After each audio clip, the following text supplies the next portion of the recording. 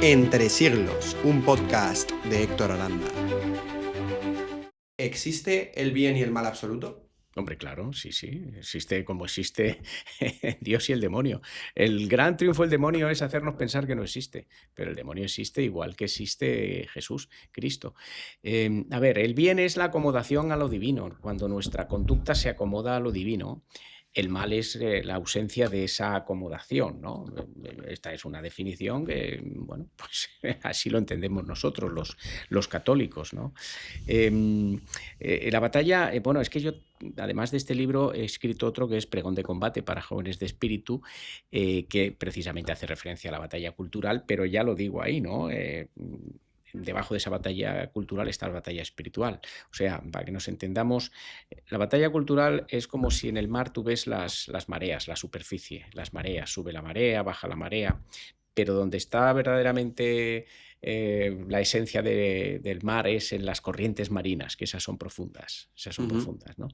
Entonces, esto es lo mismo, ¿no? La batalla cultural es la que se ve, pero debajo está la batalla espiritual. ¿Y por qué hay gente obrando en favor del mal? Bueno, más que en favor del mal, en acabar con, lo he dicho antes, con la Iglesia Católica, ¿no? Yo en el libro del Pregón de combate, no este, el otro, el ensayo, yo ahí sostengo que, bueno, pues un caballo de Troya, de hecho en la portada del libro aparece un caballo de Troya.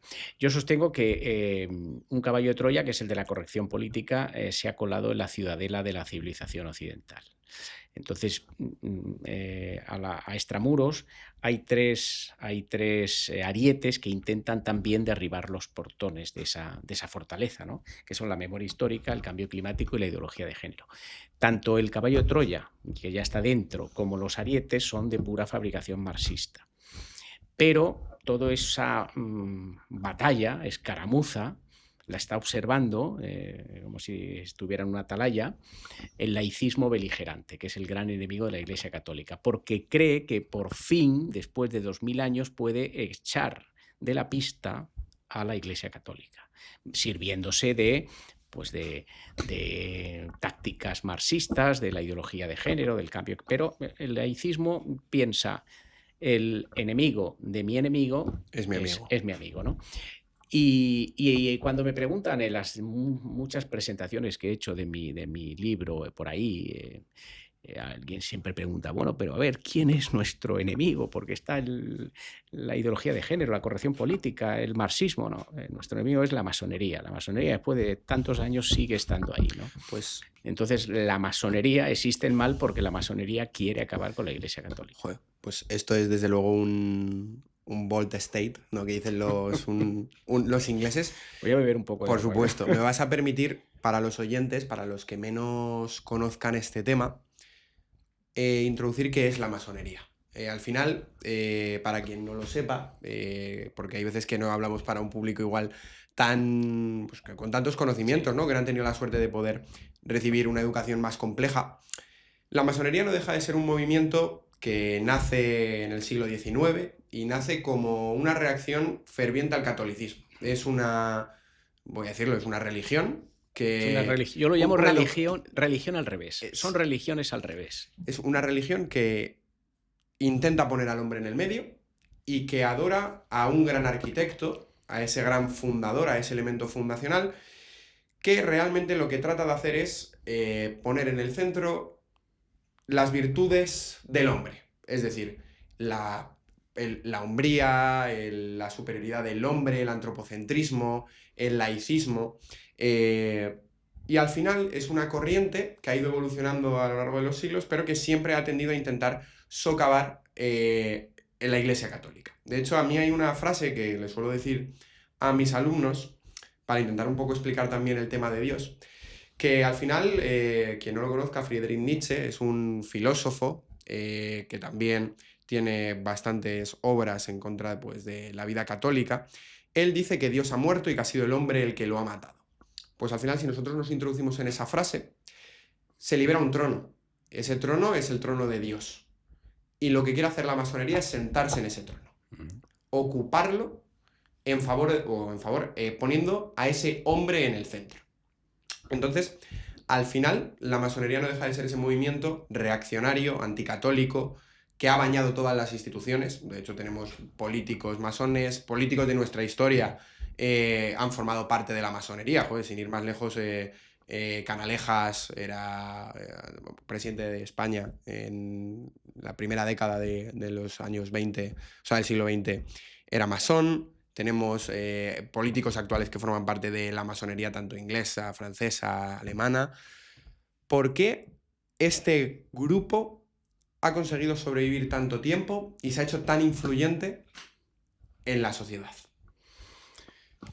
Bueno, a ver, ahí confluyen una serie de circunstancias, pero sobre todo, como he dicho antes, las alianzas. Las alianzas.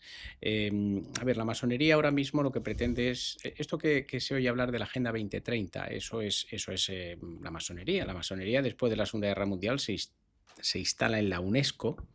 En la UNESCO, los primeros que detectan lo que hay es precisamente el Vaticano. La Santa Sede siempre tiene observadores en la ONU y en todas las organizaciones satelitales de la ONU que se crean como consecuencia de la creación de la ONU. Y una de ellas es la UNESCO, que es, no recuerdo ahora las siglas. Para la conservación del patrimonio. No, de la educación. de La la educación. UNESCO es algo para la educación y la ciencia, no recuerdo exactamente, pero ahí, como digo, los que detectan lo que hay, lo que se viene encima es la Santa Sede, ¿no? Que ya hay observadores, o sea, obispos que van allí como observadores, representantes del Vaticano y lo detectan. Ahora estamos en el intento más acabado, más, como diría yo, más bien pulido para, como digo, acabar con la Iglesia Católica, con la religión católica en la tierra, y es la Agenda 2030. La Agenda 2030 lo que pretende es una gobernanza mundial, es una ciudadanía mundial y una religión mundial. Y esa religión, como he dicho antes, es, no por supuesto la católica, tampoco la islámica, es la diosa tierra, es la religión de la naturaleza, ¿no? Todo esto de las teorías del animalismo está en relación con todo esto, ¿no? Entonces, ¿por qué consiguen sobrevivir? Bueno, porque son poderosos, hay mucho dinero en juego, hay muchos financiadores de estas tesis. Y la idea es, bueno, tú lo has dicho, suplantar a la Iglesia Católica. Son lo que yo llamo en mi pregón de combate, en el ensayo, religiones al revés, pseudo-religiones, ¿no? Pero también lo fueron, como he dicho antes, el marxismo, el nazismo, la Ilustración. Bueno, de ahí arranca más o menos el tema de la masonería, ¿no? Porque es el gran arquitecto que ellos conciben como el que ordena el cosmos. Bueno, pues es la razón, ¿no? La diosa razón. Pero por meterme en este tema del gran arquitecto, por alusiones, vaya, aquí hay dos posibilidades, y lo has dicho tú, si estamos hablando del bien y el mal ontológico, si estamos hablando del bien o mal absoluto, solo hay dos posibilidades: el que adora a Dios y el que no, y el que adora al demonio. Claro. Por tanto, ese gran arquitecto, si están rechazando la figura de Dios, es necesariamente el demonio.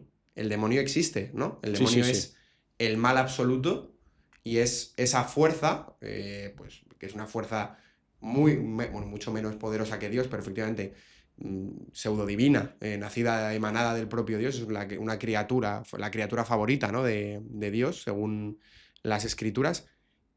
Ese ser tiene influencia sobre nosotros, o sea, no en el sentido, voy a decir, de posesiones o misticismo, que también, sino realmente ese ser, ese mal absoluto, es el que dirige esta serie de organizaciones, esta serie de fuerzas, esta serie de elementos que a día de hoy están rigiendo esa política mundial globalista. Sí.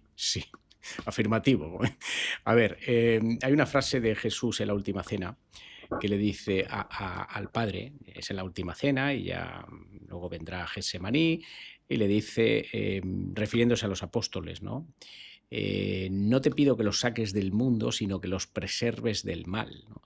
Pues nosotros somos como los 12 apóstoles de la Última Cena, aunque uno a uno sí que no se le pudo preservar del mal, ¿no? Como Judas Iscariote, el traidor. Entonces nosotros estamos en el mundo, vivimos en este mundo, sabemos que no es el mejor de los posibles y tenemos que, mejor dicho, no tenemos que desertar del puesto que tenemos cada uno de nosotros, ¿no? Porque somos hombres de nuestro tiempo, de nuestra época y tenemos que vivir sabiendo que esto no es el paraíso en la tierra, entre otras cosas porque el paraíso en la tierra no existe, ¿no? Como han pretendido precisamente los totalitarismos, hacer creer a la gente que era posible el paraíso en la tierra. Y aquí no es posible. Entonces, ese mal existe y todo lo que sea, como decía, no acomodarse, la falta de acomodación a lo divino, es el mal. A mí me ha parecido muy interesante que nombres a Judas, porque si estamos hablando del demonio, si estamos hablando del bien y el mal absoluto, a mí me gusta explicar a los chicos, me gusta explicar cuando doy charlas o cuando me toca hablar de estos temas, del gran pecado de Judas. Si estamos hablando del demonio y tú has dicho antes que al final el demonio lo que quiere es que no sepa que existe, que no sepas que está ahí. El gran pecado de Judas es pensar que Dios no le va a perdonar. Porque realmente, si Judas se hubiese arrepentido, Judas se hubiese salvado.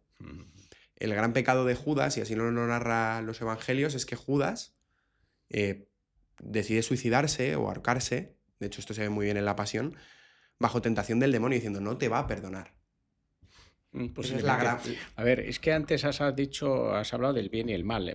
¿Por qué existe el mal en el mundo? Bueno, el mal en el mundo... alguien dice, pero ¿por qué permite Dios estas cosas? No, a ver, esto no lo hace Dios. Dios lo que da es libertad al hombre. Sí. Nosotros somos libres para seguirle o no seguirle. Dios no